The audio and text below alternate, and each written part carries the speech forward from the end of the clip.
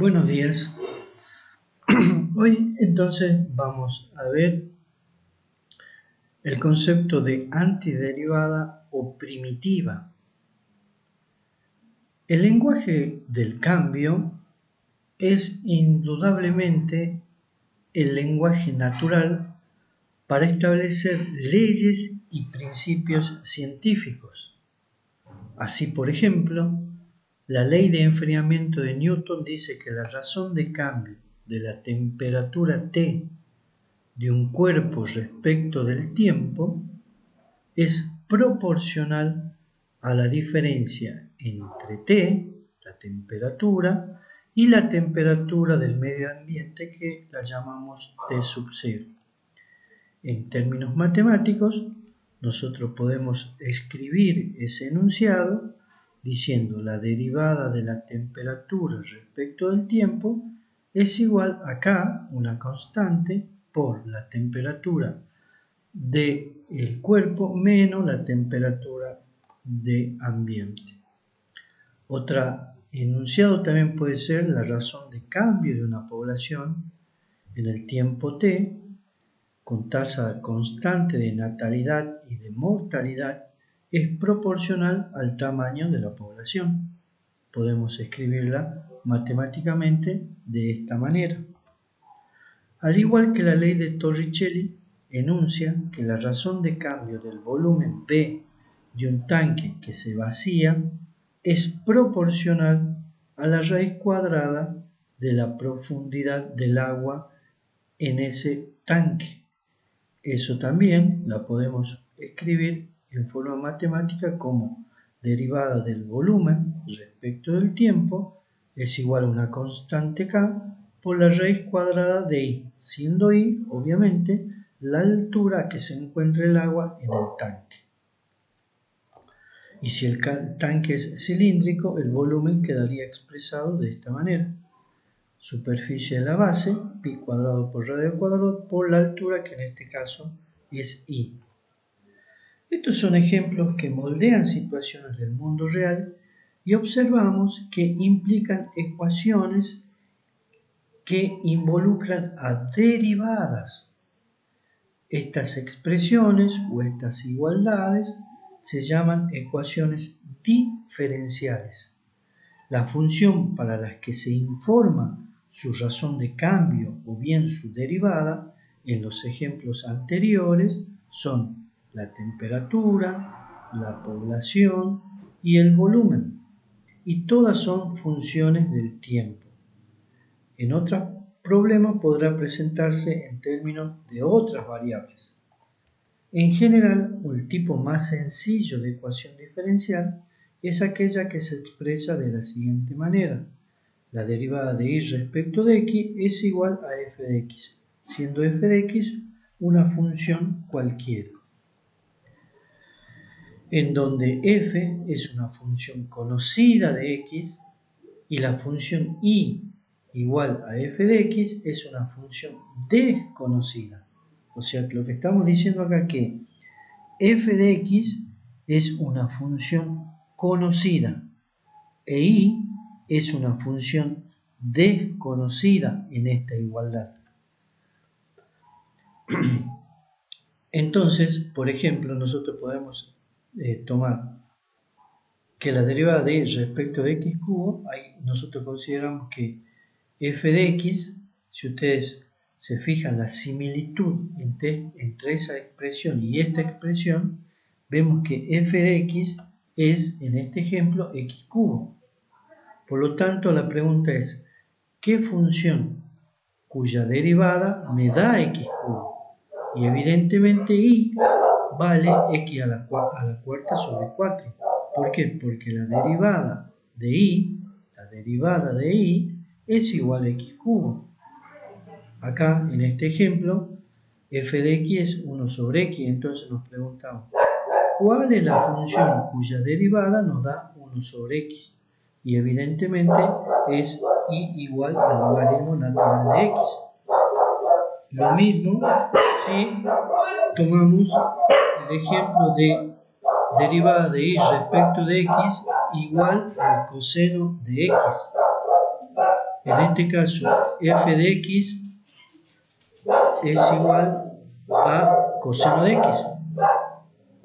Por lo tanto, nos preguntamos, ¿qué función nos da derivada coseno de x? Y evidentemente es y igual a seno de x. Con esto, nosotros podemos decir que el proceso que consiste en determinar una función a partir de su derivada es opuesto a la derivación y por eso se llama antiderivación. Si podemos determinar una función y igual a f de x cuya derivada sea f de x, entonces decimos que f grande de x es una primitiva o antiderivada de f de x. Es decir, que nosotros podemos establecer una definición diciendo sea f una función definida en y, se llama primitiva o antiderivada de f en y a la función f grande tal que su derivada es igual a f de x. Y esta es la definición de primitiva o antiderivada. Por ejemplo, si nosotros tenemos que la derivada de y respecto de x es igual a x cuadrado, resulta que f de x evidentemente es x cuadrado. Entonces, una primitiva de f, o sea, una función cuya derivada sea igual a x cuadrado, evidentemente es f grande de x igual a x cubo sobre 3. Porque claro, la derivada de f de x, f grande de x, la derivada nos da x cuadrado.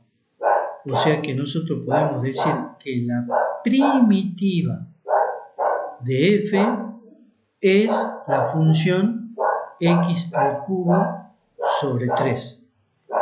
Pero también puede ser x al cubo sobre 3 más 5 o x al cubo sobre 3 más la raíz de 2. En general, x al cubo sobre 3 más una constante, cualquier constante. ¿Por qué? Porque cuando nosotros derivemos esto, nos va a quedar la derivada de x cubo sobre 3, x cuadrado. Y la derivada de una constante nos dará 0. Nosotros a partir de la definición podemos establecer una tablita, podemos definir una tablita. Es más, ustedes, así como tienen una tabla de derivadas, pueden tener una tabla de primitivas, que le llamamos una tabla de integrales. Entonces ustedes tienen una función y van encontrando la primitiva. Por ejemplo, en la tablita puede ser x a la n, donde n es cualquier número real. Puede ser positivo, negativo, fraccionario, cualquier número natural. La reglita para encontrar la primitiva en ese caso es x a la n más 1 sobre n más 1. La primitiva de 1 sobre x es el logaritmo natural de x. La primitiva del seno de x es coseno de x. ¿Por qué nosotros decimos que toda esta columna es la primitiva de esta? Porque la derivada de estas funciones nos da la primera columna. Y encontrar una primitiva simplemente se simboliza, se anota de la manera con este símbolo, de esta manera, con este símbolo. Ese símbolo, una S deformada, una S alargada, nos dicen que nosotros tenemos que encontrar una primitiva de x a la n. Nosotros tenemos que encontrar una primitiva de 1 sobre x. Eso es lo que nos está indicando esta notación. Si f grande, f mayúscula, es una primitiva de f chica, también lo son estas funciones. G de x igual a f de x más c, ya que la derivada de esta nos da f de x. Entonces, da una función. Esta tiene tantas primitivas como constante real haya, mientras tiene una sola derivada. Teorema de la primitiva más general. Si f es una primitiva de f chica, en el intervalo i, es decir, la derivada de f mayúscula es igual a la función f de x, entonces toda primitiva g de f en i tiene la forma de f grande de x igual a f de x más c, donde c es una constante. Esto tranquilamente nosotros lo podemos demostrar considerando primero que f mayúscula es una primitiva de f chica, es decir que su derivada es igual a f de x. G también es una primitiva de f, por lo tanto también su derivada es igual a f de x. Ahora, si nosotros definimos una función h que sea igual a g de x menos f de x, entonces derivando h' nos queda igual a g' menos f', pero g', por lo que habíamos considerado antes, es f de x, y f' también es f de x. Entonces nos queda que f de x menos f de x es igual a 0. Por lo tanto, la derivada de h' es igual a 0. Eso nos quiere decir que si nosotros aplicamos el teorema del valor medio, podemos, para cualquier valor x1 y x2, y consideramos que x1 es menor que x2, es posible encontrar un valor phi, tal que se verifica la siguiente igualdad, de acuerdo al teorema del valor medio. Es decir, que la tangente de la función h en el punto phi es igual a la pendiente de la recta secante que pasa por los puntos x1 y x2 con abscisa x1 y x2. Entonces, como h' es igual a 0 porque h' de phi, mejor dicho, es igual a 0 porque habíamos dicho que h' de x era igual a 0 para cualquier valor de x en el intervalo i, eso nos quiere decir que para que este denominador sea 0, porque la derivada es 0, este cociente sea 0, es necesario que el numerador sea 0. Entonces, igualando a 0 el numerador, nos queda que h de x2 es igual a h de x1. Es decir, toma el mismo valor. Y esto se verifica para cualquier x perteneciente al intervalo i. Así que la función tiene el mismo valor para todos los puntos del intervalo.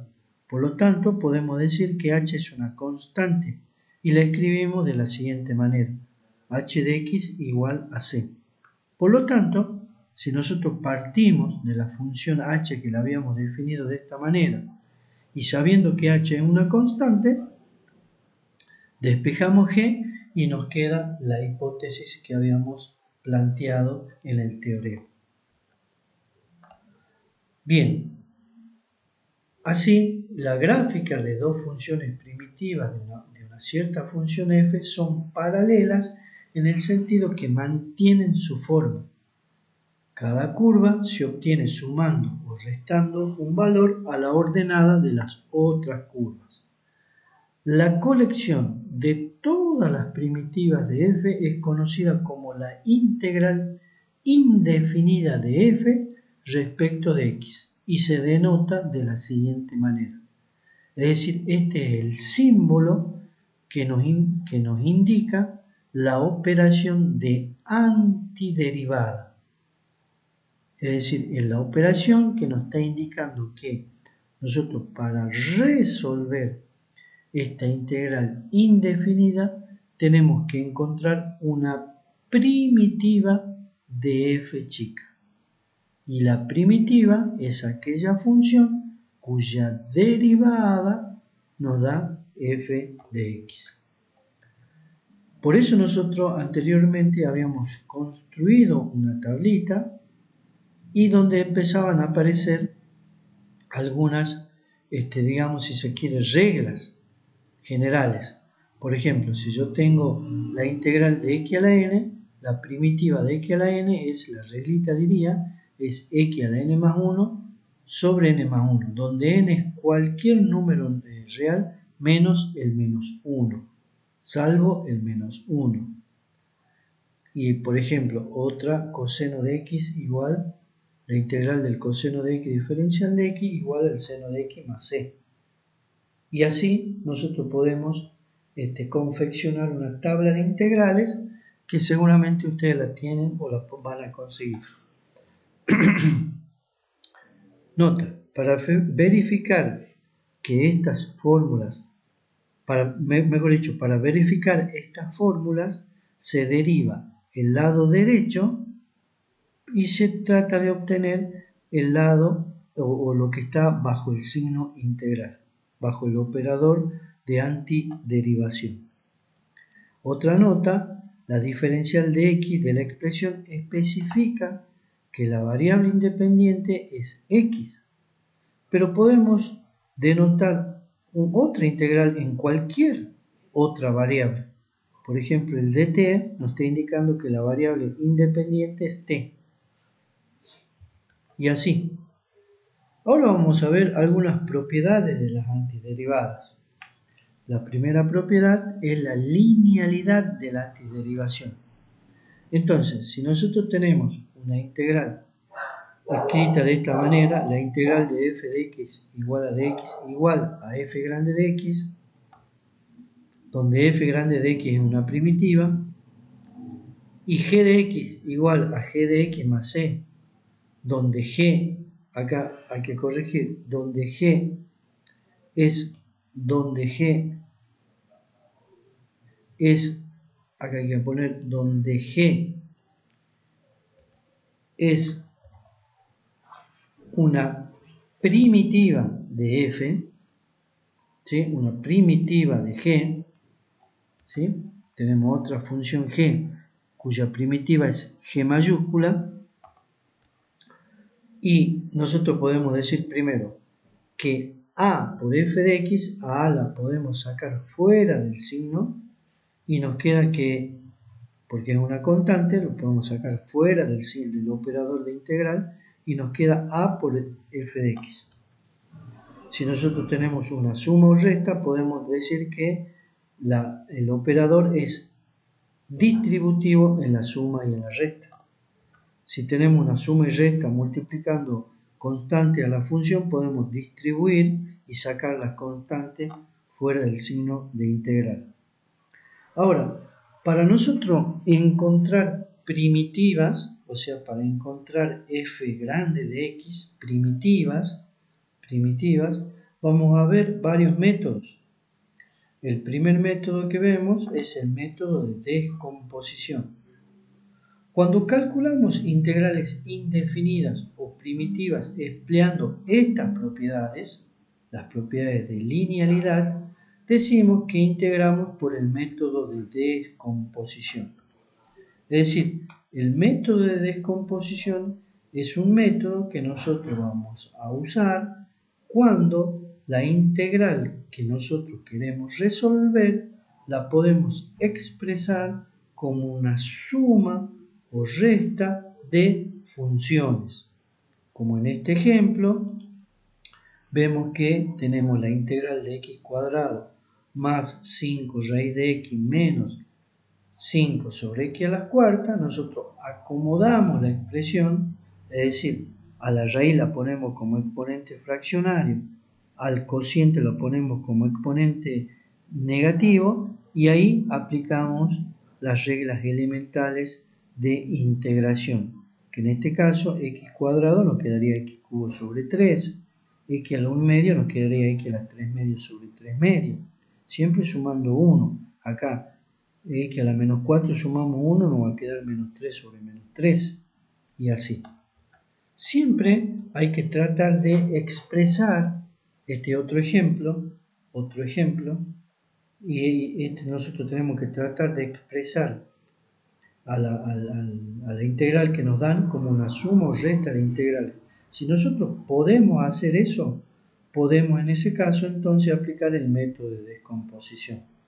Acá, por ejemplo, podemos desarrollar este cuadrado, expresar la raíz como un exponente fraccionario y después distribuir esa x a la 1 medio en cada término. Y después hacer la cuenta, 2 menos 1 medio, 3 medios, 1 menos 1 medio, 1 medio. Y 36 por x a la menos 1 medio. Y ahí le aplicamos las propiedades. Entonces nos queda 3 medios más 1, 5 medios. 1 medio más 1, 3 medios. Y así. También vamos a presentar el tema de cómo se resuelven ecuaciones diferenciales simples, las primeras ecuaciones diferenciales que vamos a ver, con condición inicial. La antiderivación se puede usar la antiderivación, se puede usar para, se puede usar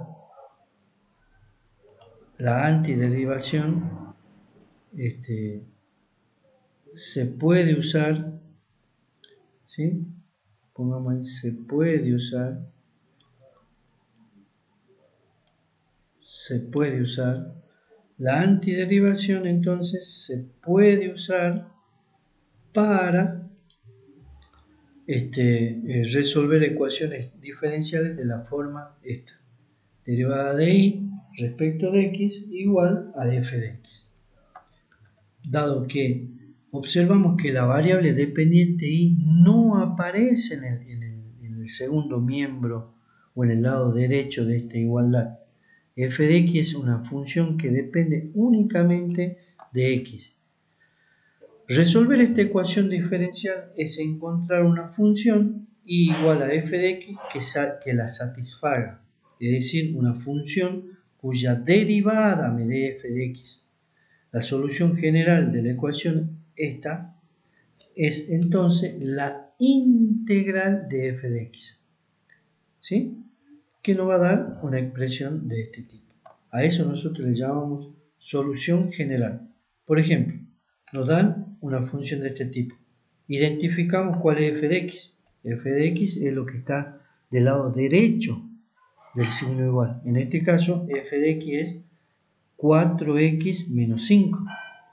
Entonces, de acuerdo a esto, y es igual a la integral de f de x. Entonces, y igual a la integral de 4x menos 5. Si nosotros resolvemos la integral de 4x menos 5, nos queda esta expresión, más c, por supuesto. Esa es la solución general. Una ecuación diferencial puede aparecer acompañada por una condición de la forma y igual a y0 cuando x vale x0. Esa misma condición inicial se puede expresar de esta manera: y igual a f de x sub 0. O bien nos pueden decir que la función pasa por el punto de coordenadas x sub 0 y sub 0. A esta se le llaman condición inicial. ¿Para qué sirve eso? Porque una vez que hemos determinado la solución general de una ecuación diferencial, podemos encontrar el valor de la constante c reemplazando el par x sub 0 y sub 0 en la solución general. Con este valor de c obtenemos una solución particular de la ecuación diferencial que satisface las condiciones iniciales dadas. Por ejemplo, en el ejemplo anterior, que nosotros habíamos obtenido una ecuación diferencial, la solución general así, si nosotros a este ejemplo nos dan una condición inicial, por ejemplo, que y de 3 igual a 7, eso implica que x vale 3 cuando y vale 7, o y vale 7 cuando x vale 3. Si nosotros eso la reemplazamos en la solución general y hacemos las cuentas, nos da que c vale 4. Por lo tanto, la solución particular quedaría 2x cuadrado menos 5x más 4. También hay algunas aplicaciones físicas de la resolución de ecuaciones. Para ello nosotros tenemos que acordarnos que la aceleración es igual a la derivada respecto del tiempo, que la velocidad es igual a la derivada del espacio respecto del tiempo, o que la aceleración es igual a la derivada segunda del espacio respecto del tiempo dos veces. Por ejemplo, se lanza una pelota por una superficie horizontal cuya velocidad inicial es 30 metros sobre segundo. Debido al rozamiento, la velocidad disminuye a razón de 6 metros sobre segundo al cuadrado, dice. Y nos piden hallar el espacio recorrido por la pelota antes de detenerse. Bien, nosotros partimos del dato de la aceleración. Sabemos que la aceleración es la derivada de la velocidad respecto al tiempo. Si nosotros acá despejamos dB, nos va a quedar que dB igual a menos 6 por dt. Si nosotros integramos a ambos miembros, nos queda que B es igual a menos C más T. Y para calcular la constante C, usamos este dato, porque acá nos dice velocidad inicial. Eso implica que T vale 0, o sea que cuando T vale 0, la velocidad vale 30. Si nosotros reemplazamos ese par en esta ecuación, nos queda 30 en la velocidad, el tiempo 0 y despejamos C. Y nos queda que C vale 30, por lo tanto la expresión de velocidad es 30 menos 6t. Nosotros sabemos que la velocidad es igual a la derivada del espacio respecto del tiempo. Entonces, haciendo esa igualación y procediendo como anteriormente, despejamos de x e integramos, nos queda que x es igual a 30t menos 3t cuadrado sobre 2, simplificamos el 6, más c. Y con la condición inicial que para x igual a 0 o el espacio vale 0 cuando t vale 0, nos queda finalmente que la expresión de espacio es igual a 30t menos 3t cuadrado. Ahora acá nos preguntan, hallar el espacio cuando la pelota, o hallar el espacio recorrido por la pelota antes de detenerse. Cuando se detiene, significa que la velocidad final vale 0. Cuando se detiene, la velocidad vale 0. Por lo tanto, el tiempo que tarda en detenerse, nosotros lo calculamos de la expresión de la velocidad, de esa expresión, haciendo b igual a 0 y despejando t. Si nosotros hacemos eso, nos queda, despejando t de acá, que t vale 5. O sea que la pelota antes de detenerse, o mejor dicho, la pelota hasta detenerse, tardó un tiempo de 5 segundos. Nosotros con esos 5 segundos podemos calcular qué tiempo recorrió en esos 5 segundos. Si nosotros reemplazamos la expresión de espacio 5 segundos, nos queda que el espacio recorrido por la pelota antes de detenerse fueron 75 metros. Otro tipo de ecuación diferencial también importante es una ecuación diferencial de primer orden o separable. Esa ecuación, en este caso, fíjense, a diferencia de la anterior, porque en la anterior la derivada de y respecto de x era igual a f de x, o sea, el lado derecho de esta igualdad dependía únicamente de x, pero acá depende de dos variables, x e y.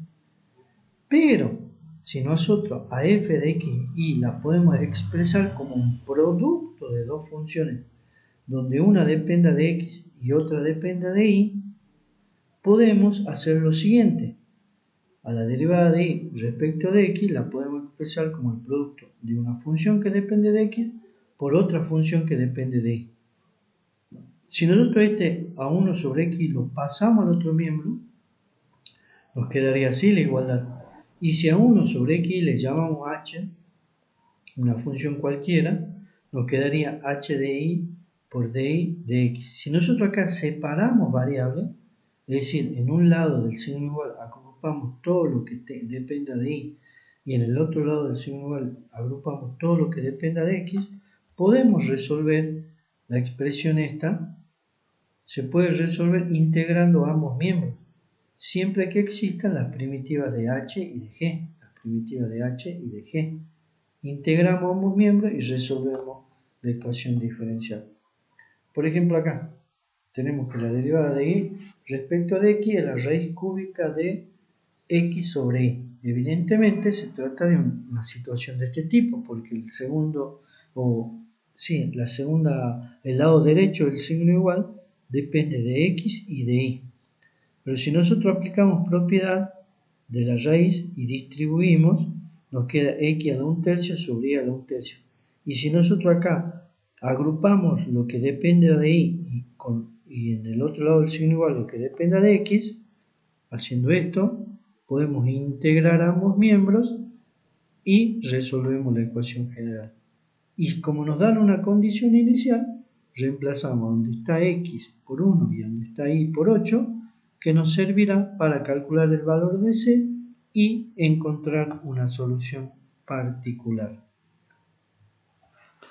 Ahora, para obtener las primitivas de algunas funciones que no pueden obtenerse con la tablita en forma directa o por el método de descomposición que estábamos viendo anteriormente, existen otros métodos para encontrar primitivas. Comenzaremos con aquel que requiere el uso de la regla de la cadena y que implica un cambio de variable llamado integración por sustitución. Supongamos que nos dan una función que es igual a 1 más x al cuadrado entre paréntesis a la décima sobre 10. Si aplicamos la regla de la cadena acá, o sea, derivamos esta función aplicando la regla de la cadena, nos queda así. Ahora, si nosotros planteamos la integral de esta expresión, 2x por 1 más x cuadrado toda la 9, y nos preguntamos cuál es la primitiva de esta función, evidentemente es una función cuya derivada nos da eso.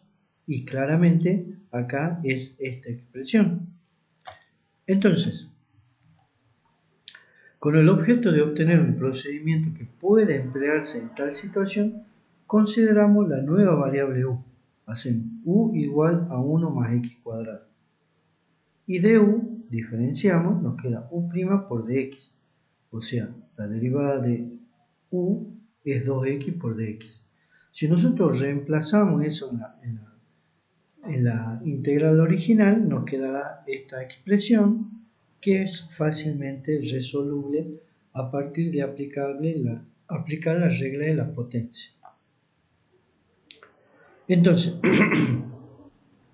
el teorema de sustitución diría así: sea g una función diferenciable, la imagen de c es algún intervalo i para el cual está definida f, y f grande o f mayúscula es una primitiva de f de chica, que la podemos escribir de la siguiente manera. Entonces nos quedaría que si nosotros tenemos una integral a resolver donde tenemos que f de g de x va acompañada con la derivada de g, entonces nosotros podemos escribir la primitiva a través de una sustitución conveniente. Y eso se verifica claramente que si derivamos esta función, evidentemente nos da esto. Por lo tanto, f de g de x es una primitiva de esta función. Lo veamos con un ejemplo. Supongamos que tenemos esta función x cuadrado. Acá nosotros tenemos que hacer una sustitución conveniente. Es decir, a una parte de la integral le tenemos que llamar u. Ahora bien, ¿a qué parte le llamo u? ¿Cuál va a ser la sustitución conveniente?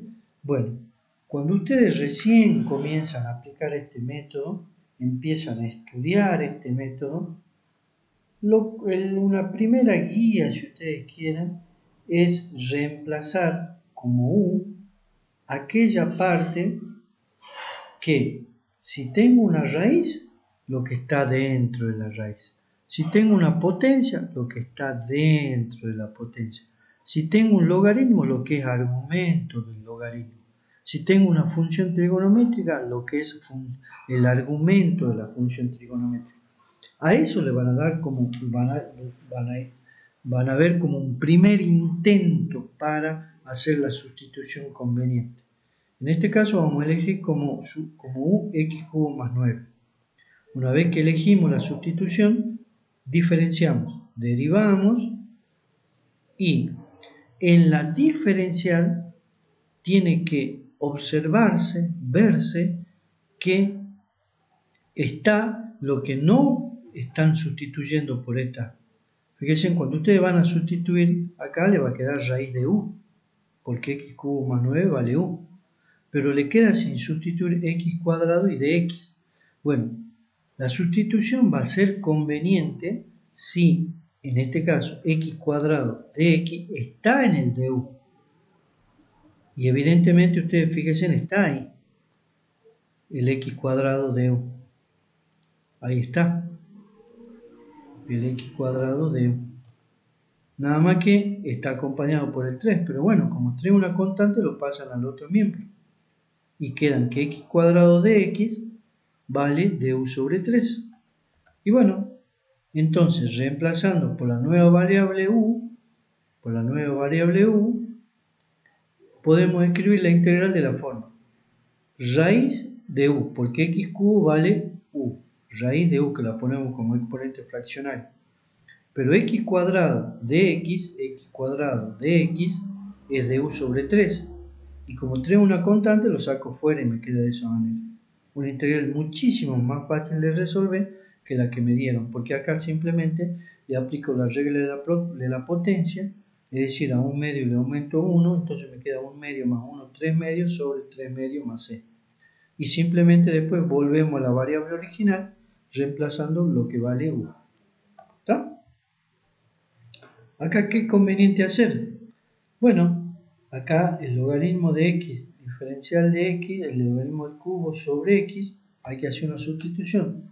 Acá la sustitución conveniente es u igual al logaritmo de x. ¿Por qué? Porque el logaritmo al cubo de x, el logaritmo al cubo de x, se puede poner como logaritmo de x todo al cubo. Es lo mismo. Tengan en cuenta, es lo mismo si es seno al cubo, se puede poner seno entre paréntesis al cubo. ¿Sí? Coseno al cubo, se puede poner coseno entre paréntesis al cubo. ¿Está? Es decir, se puede expresar de esa manera.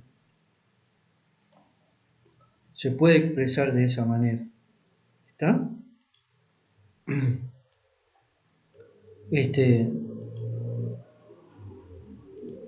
Se puede poner así. Entonces es conveniente en este caso elegir como u al logaritmo de x. Si ustedes derivan, diferencian, les queda 1 sobre x de x. Entonces cuando van a hacer el reemplazo, u, el logaritmo de x, como está el cubo, es u al cubo. Pero dx sobre x, fíjense, dx sobre x está en el du. Y dx sobre x es du. Entonces fíjense de simple que queda. Le aplican de vuelta la regla de la potencia y vuelven a la variable original. Otro método que vamos a ver es el método de integración por partes. ¿Sí? Acá agregué una S, el método de integración por partes. Método de integración por partes. Método de integración por partes.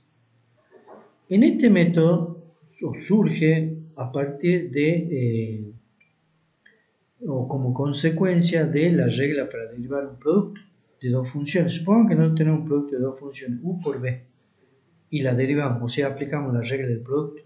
Derivada de la primera por la segunda sin derivada, más la primera por la derivada de la segunda. Si de esta expresión se puede obtener que el producto u por b', u por b', u por b', despejamos de esta igualdad, vamos a pasar esto que está sumando, lo pasamos restando, así. ¿Sí? Simplemente pasamos esto que está sumando, lo pasamos al otro miembro restando. Si nosotros integramos ambos miembros, nos queda así. ¿Sí? La integral de esto igual a la integral de esto menos la integral de esto. Pero b' por dx la podemos llamar db. ¿Sí? b' por dx. Y u' por dx la podemos llamar du. Y como ya está derivada, la volvemos a integrar, nos queda directamente el producto de u por b. Por lo tanto, la fórmula para usar en integración por parte queda así. La integral de u de x por db es igual a u por b menos la integral de b por du. Entonces, para aplicar la integración por parte, primero reconocemos en su integrando dos partes. A una parte le vamos a llamar u y a otra parte le vamos a llamar db. A la parte que llamamos u,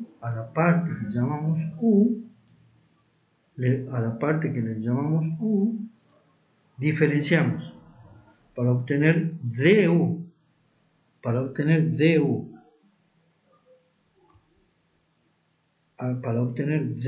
ahí me está faltando la d. Para obtener du a la parte que nosotros le llamamos u, diferenciamos para obtener du. ¿Sí? Para obtener